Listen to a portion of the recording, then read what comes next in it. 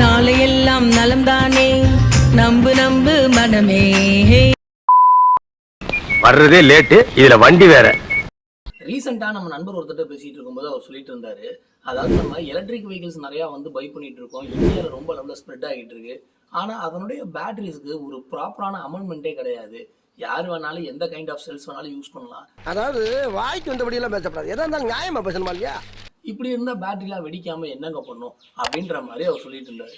சரி, இது உண்மைதானா, கவர்மெண்ட் இது சம்மந்தமா எந்த ஒரு அமெண்ட்மெண்ட்டுமே போடலையா அப்படின்னு சொல்லிட்டு போய் செக் பண்ணி பார்க்கும்போது தான் எனக்கு ஒரு விஷயம் தெரிஞ்சது. அந்த விஷயத்தை தான் இப்போ உங்க கூட ஷேர் பண்ணிக்க போறேன்.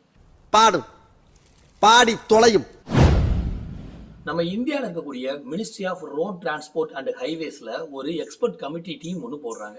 அந்த டீம்ல டிஆர்டிஓ, ஐஐடிஎன்ஸ், ஐஐஎஸ்சிஎன்ஸ், ஏஆர்சிஐ இந்த மாதிரியான முக்கியமான டீம்ஸ்ல இருக்கக்கூடிய நபர்கள்ல ஒவ்வொருத்தரை எடுத்து போட்டு ஒரு எக்ஸ்பர்ட் டீமை உருவாக்குறாங்க. இருக்கக்கூடிய அந்த டீம் வந்து எடுத்த ஒரு அமெண்ட்மெண்ட்டை தான் அக்டோபர் 1ஆம் தேதி 2021 ஈவிக்குன்னு சொல்லி சென்ட்ரல் மோட்டார் வெஹிக்கிள் ஆக்டுக்கு கீழே கொண்டு வந்தாங்க.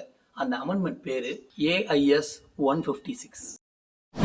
இந்த AIS 156 அப்படின்றது ஒரு 3 மெயினான விஷயத்த பார்க்க சொல்றாங்க ஈவியை பொறுத்த வரைக்கும், குறிப்பா ஈவி பேட்டரிஸை பொறுத்த வரைக்கும்.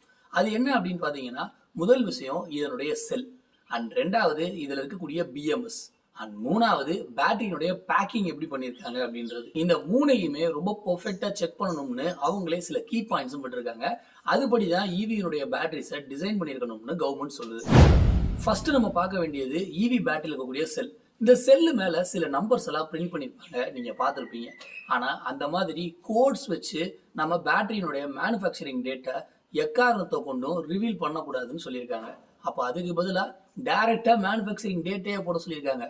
அதுவும் டிடி, MM அண்ட் இயர் அப்படிங்கக்கூடிய இந்த ஃபார்மேட்ல தான் இருக்கணும் அப்படின்னு கவர்மெண்ட் சொல்லியிருக்காங்க.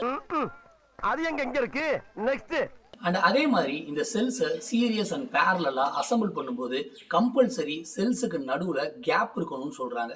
இந்த கேப் எதுக்கு அப்படின்னு பாத்தீங்கன்னா, செல் சார்ஜ் ஏறும்போதோ டிஸ்சார்ஜ் ஆகும்போதோ ஓவர் ஹீட் ஆகுது அப்படின்னா இந்த கேப் வழியா ஏர் பேசேஜ் போயிட்டு நம்மளுடைய செல்ஸை கூல் பண்ணி வச்சுக்கும். ஸோ கம்பல்சரி ஏர் கேப் வந்து உள்ள போற அளவுக்கு 2 செல்லுக்கு நடுவுல கேப் இருக்கணும் அப்படின்னு சொல்றாங்க.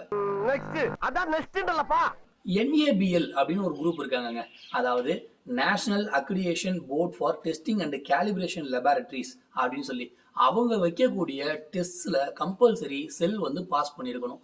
அது மட்டும் இல்லாம ஒவ்வொரு செல்லினுடைய சார்ஜ் ஏறக்கூடிய டேட்டாஸ் அண்ட் டிஸ்சார்ஜ் ஏறக்கூடிய டேட்டாஸ்னு ஒவ்வொரு செல்லுக்கும் 5 தடவையாவது மினிமம் ப்ராக்டிஸ் பண்ணி அதனுடைய டேட்டாவை ஸ்டோர் பண்ணி வச்சுட்டு அதுக்கப்புறமா தான் அந்த செல்லுக்கு பாஸ் டெஸ்டே கொடுத்து நம்ம பேட்டரி பேக்குக்கு அனுப்பணும்னு சொல்றாங்க. செல்ஸை பொறுத்த வரைக்கும் இன்னொரு முக்கியமான பாயிண்ட் என்னன்னு பாத்தீங்கன்னா, ரீஜெனரேஷன் ஸ்டாப் ஆச்சு அப்படின்னா செல்ஸுக்கு சேஃப்கார்ட் போடணும், சேஃப்கார்ட் இருக்கிற மாதிரியான பேட்டரி பேக்ஸ் இருக்கணும் அப்படின்னு சொல்லியிருக்காங்க. நான் அப்படியே ஷாக் ஆயிட்டேன். ஸோ செல்ஸை பொறுத்த வரைக்கும் இந்த பாயிண்ட்ஸ் எல்லாமே முக்கியமான பாயிண்ட்ஸாக சொல்லப்படுது. ஸோ அடுத்து அவங்க சொல்றது BMS. பயப்படக்கூடாது, நான் இருக்கிறேன். BMS அப்படின்னா வேற ஒண்ணுமே கிடையாதுங்க, அது வந்து பேட்டரி மேனேஜ்மெண்ட் சிஸ்டம் அப்படின்னு சொல்லக்கூடிய ஒரு பார்ட். அது வந்து பாத்தீங்கன்னா சின்னதாக ஒரு சிப்பு மாதிரி இருக்கும். ஸோ இதுல இருந்து நம்ம சீரியஸ் அண்ட் பேரலா கனெக்ஷன் பண்ண செல்ஸ்னுடைய பாசிட்டிவ் அண்ட் நெகட்டிவ் லைன்ஸை வந்து எடுத்து கனெக்ட் பண்ணியிருப்போம். சும்மா இப்போ வந்து காமனாக யூஸ் பண்ணுறது என்னன்னு பார்த்தீங்கன்னா, 4 செல்லுக்கு ஒரு BMSனுடைய லைன் வந்து கொடுக்குறாங்க. அதாவது 4 செல்லுனுடைய ஓவர் டெம்பரேச்சர் எவ்வளவு இருக்கு அண்ட் வோல்டேஜ் எவ்வளோ இருக்கு, கரண்ட் எவ்வளோ இருக்குங்கிறத தொடர்ந்து இந்த BMSங்கிறது மானிட்டர் பண்ணிக்கிட்டே இருக்கும். ஸோ அப்படிப்பட்ட BMSக்கு கவர்மெண்ட்ல சில பாயிண்ட்ஸ் எல்லாம் கொடுத்துருக்காங்க.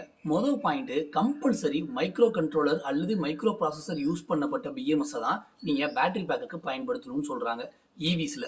இந்த பார்டர் தாண்டி நீயும் வரக்கூடாது, நானும் வரமாட்டேன். பேச்சு பேச்சாத்தான் இருக்கணும். அதே மாதிரி ஒரு BMSல compulsory over current, over discharge, over voltage, short circuit, over temperature இந்த மாதிரியான விஷயம் எல்லாத்தையுமே அது தொடர்ந்து கண்காணிக்கிற மாதிரியான டிசைன் அமைப்புல இருக்கணும். அண்ட் கம்பல்சரி EMC டெஸ்டிங்ல இந்த BMS பாஸ் பண்ணிருக்கணும். அண்ட் டேட்டா லாகிங் ஃபீச்சர்ஸ் வந்து கம்பல்சரி இருக்கணும். எப்போ வேணாலும் இதுல இருக்கக்கூடிய டேட்டாஸை ரீட் பண்ணிக்கவோ ரைட் பண்ணிக்கவோ முடியணும்னு சொல்றாங்க. அண்ட் அடுத்த பாயிண்ட் என்ன அப்படின்னு பாத்தீங்கன்னா, ஆப்வியஸ்லி பேட்டரியினுடைய பேக்கிங். ஸோ பேக்கிங்கை பொறுத்த வரைக்கும் இப்போ நம்ம நிறைய ரேட்டிங்ஸ் எல்லாம் பார்க்குறோம். IP67 கொடுக்குறோம், IP66 கொடுக்குறோம், IP64 கொடுக்குறோம். இந்த மாதிரி ஏகப்பட்ட ரேட்டிங்ஸ் எல்லாம் கொடுக்குறாங்க. கவர்மெண்ட் தரப்புல இருந்து என்ன சொல்றாங்க அப்படின்னு பாத்தீங்கன்னா, கம்பல்சரி ஒவ்வொரு பேட்டரி பேக்லையும் ஒரு ப்ரெஷர் ரிலீஃப் வால்வ் அப்படிங்கக்கூடியது கொடுத்துருக்கணும். பிஆர்வி அப்படிங்கக்கூடிய ஒரு வால்வ் ஒன்று கொடுத்துருக்கணும்னு சொல்றாங்க. இந்த ப்ரெஷர் வெண்ட் எதுக்கு அப்படின்னா, ஓவர் ப்ரெஷர் ஆச்சு அப்படின்னா அந்த ப்ரெஷர் வெண்ட் மூலமா நமக்கு வந்து ஸ்மோக்ஸ் வந்து வெளியில ஏறதுக்கு மாதிரியான ஒரு அமைப்பு வந்து கொடுத்துருக்காங்க. ஸோ இந்த ப்ரெஷர் வெண்ட் கம்பல்சரி இருக்கணுங்க. அண்ட் ரெண்டாவது தெர்மல் ரன்வே வந்து கம்பல்சரி வந்து கொடுத்துருக்கணும்னு சொல்றாங்க பேட்டரியில.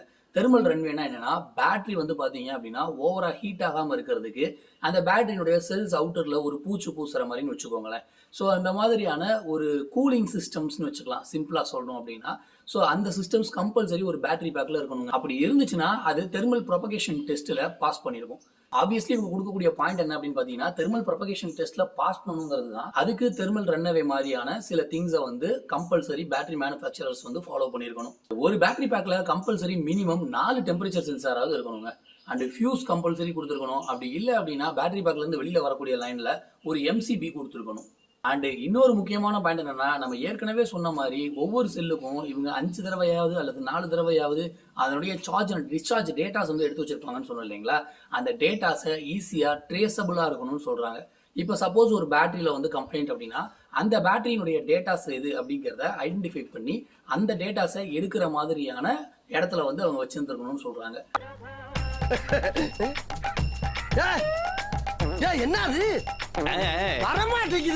ஃபைனல் பாயிண்டா என்ன சொல்றாங்க அப்படின்னு பாத்தீங்கன்னா, கம்பல்சரி ஒவ்வொரு பேட்டரி பேக்லயும் ஒரு பேரலல் சர்க்யூட் ஆவது இருக்கணுங்க. பேரலல் சர்க்யூட் இல்லாம பேட்டரி பேக்ஸ் பண்ணக்கூடாதுன்னு சொல்லியிருக்காங்க.